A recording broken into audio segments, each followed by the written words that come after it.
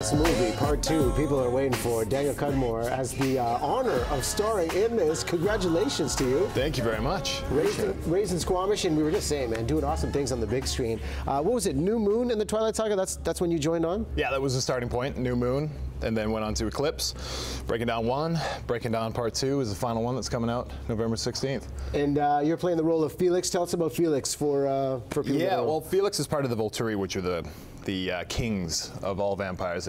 They set the rules and make sure that all vampires uphold them. And my character works with Dimitri. We're sort of a team. We go out and get any vampire that's broken the rule, and we kind of deal with them. You lay down the law to these people, and I know anytime we have a cast member from Twilight on here, before the movie comes out, we ask, what can you tell us about the movie? And essentially, nothing. Absolutely nothing. I mean, if you've read the book, you know really what's going to happen. I mean, this movie is all about finishing off all the other films and just the evolution of Bella, the character, of her turning into a vampire, their daughter, who's growing at a ridiculous rate, and then the Volturi think that the Cullens have broken the cardinal rule, which was create an immortal child and reveal that there are vampires. Yeah, and this is a really big deal and a big role for you in terms of your acting career. How did you land the role? How stressful was the process to get in on this franchise? Right. Funny enough, I took the audition in Vancouver, but it was for another character. It was a one-day player on New Moon, and they called me back in for a callback, and I still thought it was the same guy. And I went in with 5 minutes before the audition. The casting director was like, "Oh, so this vampire is kind of," and I was like, "What vampire? This is not." So we totally had the roles mixed up. 5 minutes ago, we laid one down. Luckily enough, he was great. We worked together a couple minutes, and then I guess I did something right in the room, and there you go. It wasn't really as stressful as I thought it was going to be. And how massive has this fanfare been? I mean, we always hear about it.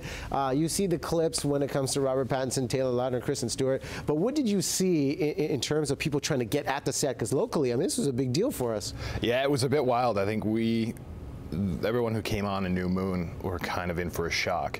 I mean, you had to be covered in cloaks whenever you were in costume, and umbrellas even when it wasn't raining, and then there would be paparazzi hanging off of overpasses on the highway taking photos, and then they had a grouping of people around the set who would just walk around and make sure that there weren't paparazzi, and they would carry laser pointers, and they would fire the laser pointers at the cameras to ruin their shots. Wow.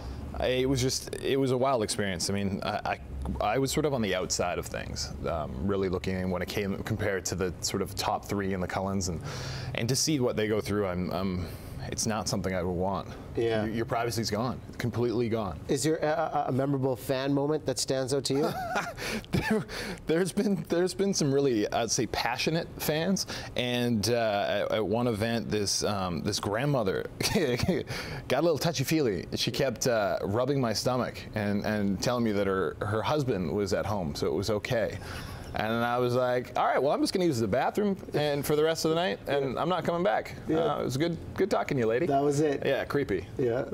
You know, does your wife come to set a lot?